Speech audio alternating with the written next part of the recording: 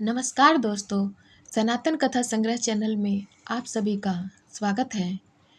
प्यारे दोस्तों, मार्गशीर्ष का आज पहला गुरुवार है और इस दिन माता लक्ष्मी की पूजा की जाती है। यह व्रत करने वाले स्त्री तथा पुरुष दोनों मन से स्वस्थ एवं आनंदमय होने चाहिए। इस व्रत को किसी भी महीने के प्रथम गुरुवार से शुरू कर सकते हैं। विधि नियम अनुसार हर गुरुवार को महालक्ष्मी व्रत करें। श्री महालक्ष्मी की व्रत कथा को पढ़ें। लगातार 8 गुरुवार को व्रत पालन करने पर अंतिम गुरुवार को समापन करें।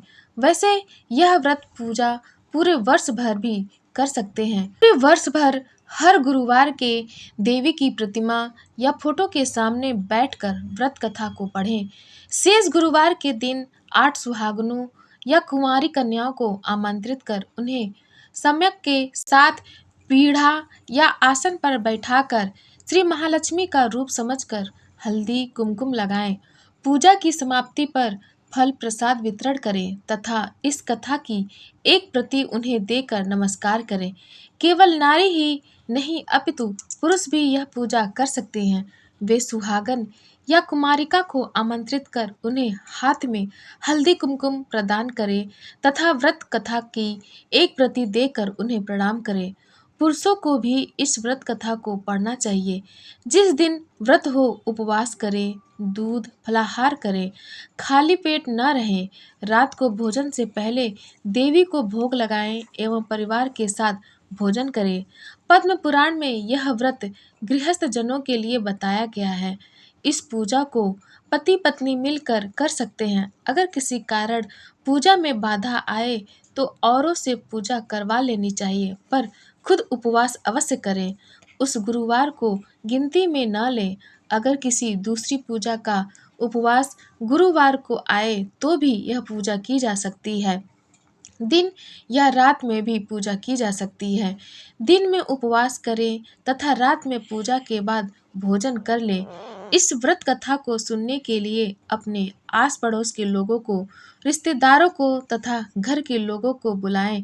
व्रत कथा को पढ़ते समय शांति तथा एकाग्रता बरतें। अगहन मार्गशीर्ष के पहले गुरुवार को व्रत शुरू करें तथा अंतिम गुरुवार को उसका समापन करें। अगर माह में 5 गुरुवार आए तो जो गुरुवार को उस दिन अमावस्या पूर्णिमा जो भी हो पूजा करें। तब प्यारे श्रोतागण, चलिए सुनते हैं मार्गशीर्ष महीने के पहले गुरुवार की माता लक्ष्मी की व्रत कथा। चलिए आरंभ करते हैं। भारतवर्ष के सौराष्ट्र देश में द्वापर युग की यह कहानी है। सौराष्ट्र में उस समय भद्रश्रवा नामक राजा थे। वे बड़े पराक्रमी राजा थे।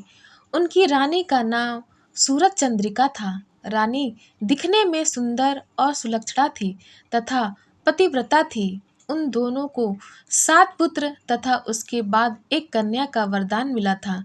कन्या का नाम श्याम बाला था। एक बार महालक्ष्मी जी के मन में आया कि जाकर उस राजा के राजप्रसाद में रहे। इससे राजा को दुगनी धन दौलत की प्राप्ति होगी और वह इस धन दौलत से अपनी प्रजा को और सुख दे पाएगा। गरीब के घर अगर रहे और उसे धन दौलत प्राप्त हो तो वह स्वार्थी की तरह केवल अपने ऊपर ही खर्च करेगा। यह सोचकर श्री महालक्ष्मी जी ने बूढ़ी ब्राह्मण स्त्री का रूप धारण किया। हाथ में लाठी लिए लाठी के सहारे रानी के द्वार तक पहुंची। यद्यपि उन्होंने बूढ़ी औरत का रूप धारण किया था, पर उनके चेहरे पर देवी का तेज था। उन्हें देखते ही एक दासी सामने आई। उसने उनका नाम, धाम, काम, धर्म पूछ डाला।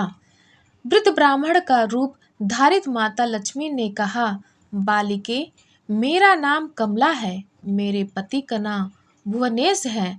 हम द्वारिका में रहते हैं।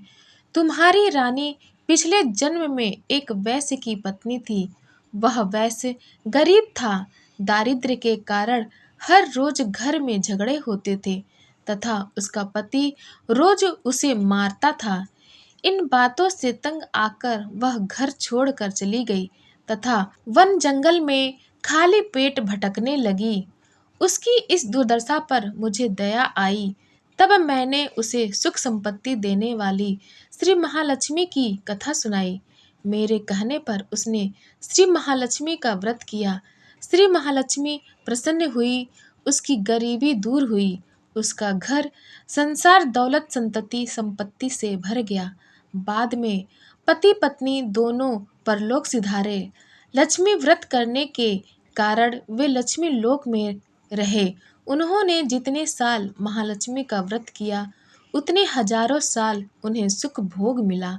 इस जन्म में उसका जन्म राजघराने में हुआ है, परंतु वह श्री महालक्ष्मी का व्रत करना भूल गई है।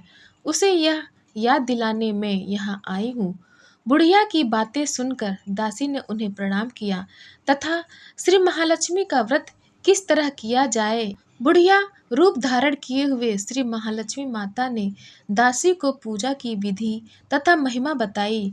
इसके बाद वह दासी माता को प्रणाम कर रानी को बताने अंदर चली गई। राज वैभव में रहते हुए रानी को अपने ऐश्वर्य का बहुत घमंड हुआ था। संपत्ति तथा अधिकार की वजह से वह उन्मत्त हो गई थी। दासी द्वारा बताई गई बुढ़िया की बातें सुनकर वह आग बबूला होकर राजद्वार पर आकर बुढ़िया रूपी श्री महालक्ष्मी पर बरस पड़ी। उससे यह मालूम नहीं था कि श्री महालक्ष्मी माता बुढ़िया का रूप धारण किए द्वार तक आई हैं, परंतु रानी का इस कदर रुख बर्ताव तथा अपना अनादर देखकर माता ने वहाँ ठहरना ठीक न समझा। वे वहाँ से चल पड़ी।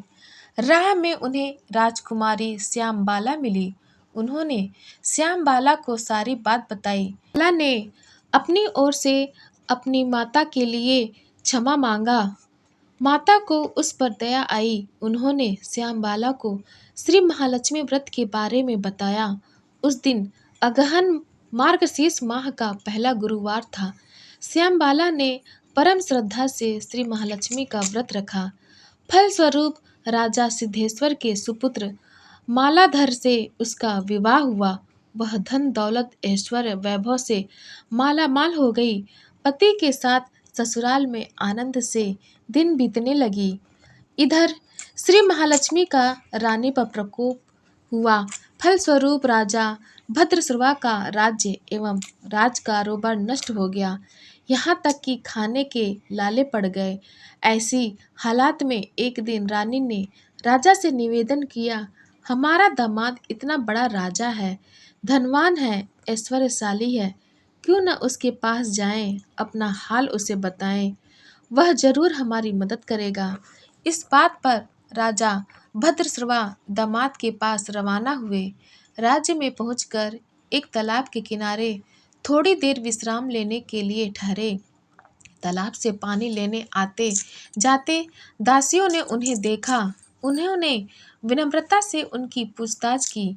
जब उन्हें यह मालूम हुआ कि वे रानी श्यामबाला के पिता हैं, तो दौड़ते हुए जाकर उन्होंने रानी को सारी बात बताई। रानी ने दासी के हाथ राज परिधान भेजकर बड़े ठाट से उनका स्वागत किया तथा आदर सत्कार किया, खान पान करवाया। जब वे लौटने लगे तो सोने की मोहरों से भरा घड़ा दिया। राजा भद्रश्रवा जब वापस लौटे तो उन्हें देखकर रानी सूरज चंद्रिका खुश हुई। उन्होंने सोने की मोहरों से भरे घड़े का मुंह खोल पर हाय भगवान, घड़े में धन के बदले कोयले मिले। यह सब श्री महालक्ष्मी के प्रकोप से हुआ। इस प्रकार दुर्दशा में और कई दिन बीत गए। इस बार रानी स्वयं अपनी कन्या के पास गई। वह दिन अगहन माह का अंतिम गुरुवार था। श्यामबाला ने श्री महालक्ष्मी का व्रत किया, पूजा की, अपनी माता से भी व्रत करवाया। इसके बाद रानी अपने घर आई। श्री महालक्ष्मी का व्रत करने पर उसे फिर से अपना राजपाट, धन दौलत, ऐश्वर्य प्राप्त हुआ। वह फिर से सुख शांति आनंदमय जीवन बिताने लगी। कुछ दिनों बाद राजकन्या श्यामबाला अपने पिता के घर आई। उसे अपने घर देखकर सूरज चंद्रिका को पुरानी बातें याद आई। यही कि श्यामबाला ने अपने पिता को घड़ा भर कोयला दिया था और उसे तो कुछ भी नहीं दिया था। इसी कारण श्यामबाला को पिता के घर आने पर उसका कोई आदर आतिथ्य नहीं हुआ, बल्कि अनादर हुआ। पर उसने इस बात का बुरा नहीं माना। अपने घर लौटते समय उसने पिता के घर से थोड़ा नमक ले लिया। अपने घर लौटने पर उसके पति ने पूछा, अपने मैके से क्या लाई हो? इस पर उसने जवाब दिया, वहाँ का सारा लाई हूँ। पति ने पूछा, इसका मतलब क्या हुआ? श्यामबाला ने कहा, थोड़ा धीरज रखें, सब मालूम हो जाएगा। उस दिन श्यामबाला ने सारा भोजन नमक डाले बिना बनाया और परोसा। पति ने खाना चखा, सारा खाना नमक बिना था, इसलिए स्वाद न आया। फिर श्यामबाला ने थाली में नमक डाला, इससे सारा भोजन स्वादिष्ट लगने लगा। तब श्यामबाला ने पति से कहा, यही है वह मायके से लाया हुआ सार। पति को उसकी बात सही लगी। फिर वह दोनों हंसी मजाक करते हुए भोजन करने लगे। कहा गया है कि इस तरह जो कोई श्रद्धा भाव से श्री महालक्ष्मी की पूजा करे, उसे माता की कृपा प्राप्त होती है, सुख संपत्ति शांति प्राप्त होती है, सभी मनोकामनाएं पूरी होती हैं। परंतु यह सब प्राप्त होने पर माता की पूजा को भूलना नहीं चाहिए। हर गुरुवार को व्रत पाठ अवश्य करना चाहिए। इस तरह श्री महालक्ष्मी की महिमा भक्तों की मनोकामना पूरी करती है। प्यारे श्रोतागण, कथा अच्छी लगी हो तब आप हमारे चैनल सनातन कथा संग्रह को लाइक करें, शेयर करें और सब्सक्राइब करें। धन्यवाद।